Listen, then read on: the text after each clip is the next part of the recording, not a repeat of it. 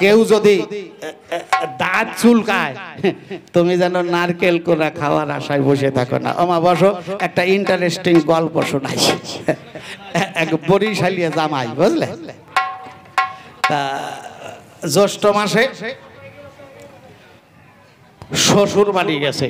তার শ্বশুর বাড়ির একটা বিশেষ বিয়ের অনুষ্ঠান আছে আত্মীয় স্বজনের মধ্যে, সবাই সেখানে চলে গেছে। একা শাশুড়ি বাড়িতে, শাশুড়িও ভাবছে কাজকর্ম গুছাইয়ে সন্ধ্যাবেলায় যাবে, এর মধ্যে জামাই হাজির হয়েছে। তা জামাই যদি বাড়ি যায়, জামাইরে ফেলাইয়ে রাখে শাশুড়ি আর কি করিয়া যায়, শাশুড়ির আর যাওয়া হয় নাই। তা শাশুড়ি আসছে কিনা, মানে জামাই আসছে, এখন শাশুড়ি চিন্তায় আছে জামাইকে একটু ভালো মন্দ খাওয়াতে হবে। তা বেশ মাছ আনা ছিল বাড়িতে, সেইভাবে শাশুড়ি তড়িঘড়ি করে রান্না করছে। জ্যৈষ্ঠ মাস, মনে রাখবেন, ছোটি করে রান্না করতে করতে শাশুড়ি ঘামিয়ে টাইমে অস্থির হয়ে গেছে, সন্ধ্যার আগেই রান্না শেষ হয়ে গেছে।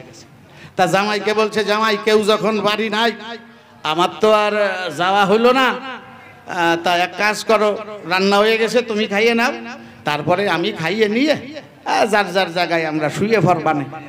তা শাশুড়ি যত্ন করিয়া জামাইরে খাবার দিচ্ছে। আস্তে আস্তে বাবা, তাও ভালো। তা এখন শাশুড়ি যেমন দিচ্ছে জামাই সেই রকম খাচ্ছে।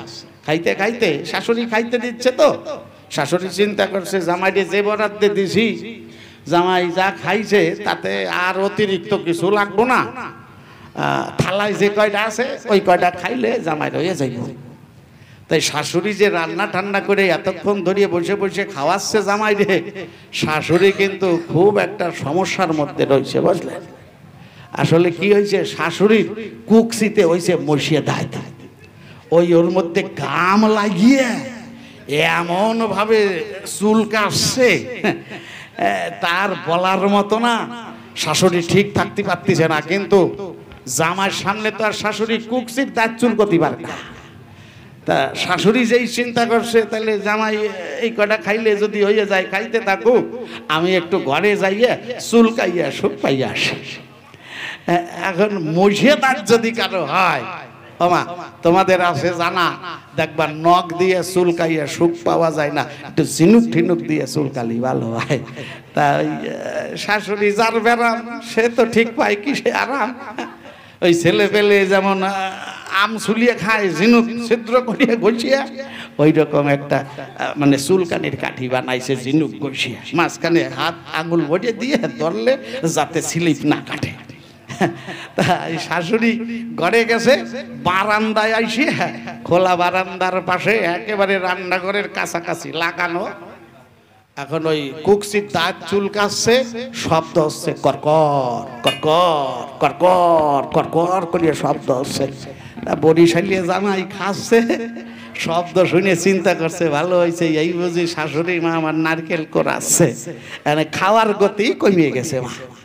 ওই থালায় যে কয়টা ভাত ছিল অর্ধেক কয়টা সামনে নিয়ে একদাতে একদাতে খাচ্ছে, আর অর্ধেক কয়টা পেছনে ঠেলিয়ে রাখছে, ওই কয়টা নারকেল দিয়ে খাইয়া। মানে বরিশালের মানুষের খাওয়ার একটা মজা, যত ভাগেই খা, যদি শেষে দুইটা নারকেল দিয়ে না খায় তো ভালো সুখ হয় না, কি করবে। তাই শাশুড়ি করকর করে কোড়াইয়েই যাচ্ছে। জামাই চিন্তা করছে 10-15 মিনিট ধরিয়ে কোড়াচ্ছে নারকেল দিয়ে, আমারে চাপা দিব নাকি, কোরআন টুক দিয়ে গেলে আমি তো খাইয়ে সুখ পাই, উনি আবার কোরআন আবার খাওয়ানে। শাশুড়ি চিন্তা করছে জামাই ওঠে না কেন, জামার থালায় যে ভাত তাতে তো এতক্ষণ লাগার কথা না, ওঠে না যখন, তাহলে কিছু লাগতেও পারে। তা চুলকাই একটু সুখ হয়েছে, কাঠি হাতে ধরাই রয়েছে। শাশুড়ি বাইরে আইছে, বুঝলেন। এখন ওই বাইরে আইসিয়া জামার পাশে দাঁড়াইয়ে দেখে লাস্টে এই দুইটা ভাত আছে না, ওর আধা কয়টা সামনে টান দিয়ে নেছে, আর আধা কয়টা পাশে আবার ঠেলা দিয়ে থইছে, মানে ওই কয়টা নারকেল দিয়ে খাইব ওই খাইব। তা একদাতে একদাতে দুইটা একটা করে মুখে দেয়। শাশুড়ি কাছে, ও জামাই কিভাবে খাচ্ছ, খাওয়া হয় নাই, উঠবা না?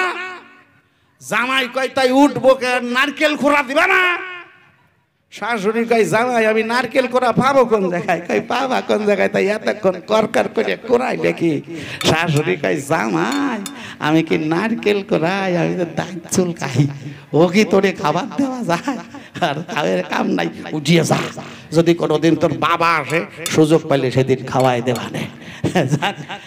হাসির কথা এই পর্যন্ত।